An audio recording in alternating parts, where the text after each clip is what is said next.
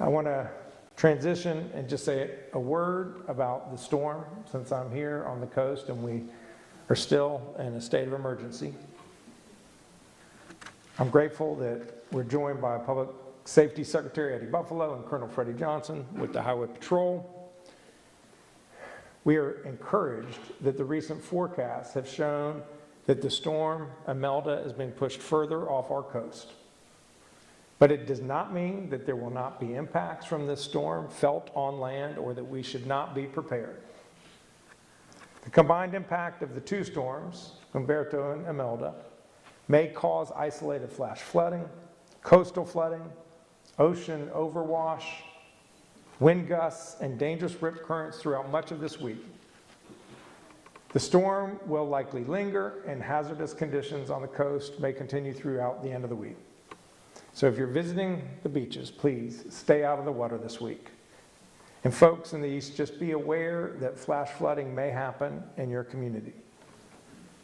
On Saturday, I declared a state of emergency across North Carolina to facilitate our emergency response and to make sure that the assets of the state, the assets at our state's disposal are available to assist any communities with their response needs. The state of the emergency covered the whole state, enabled us to send critical resources from across North Carolina to pre-position them here on the coast. We activated our state emergency response team, which is a consortium of the Department of Public Safety, Department of Transportation, North Carolina National Guard, State Highway Patrol, and our local partners. Thankfully, the change in Imelda's forecast track, we hope that these resources are not needed, but they remain ready and available if they are. We always seek to prepare for the worst. At the same time, we hope for the best.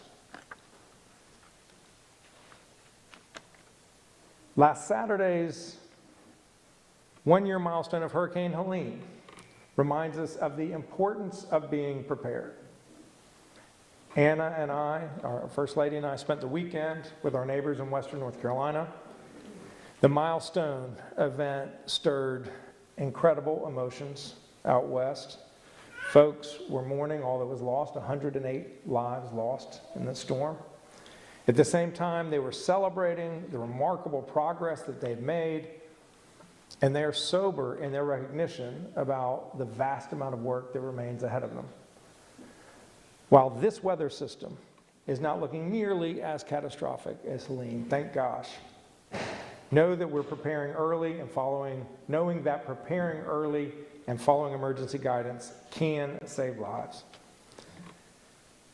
My last thought is that in times like this, whether it's in the wake of a natural disaster or a horrific tragedy as experienced here Saturday night, it is more critical than ever that we look out for each other.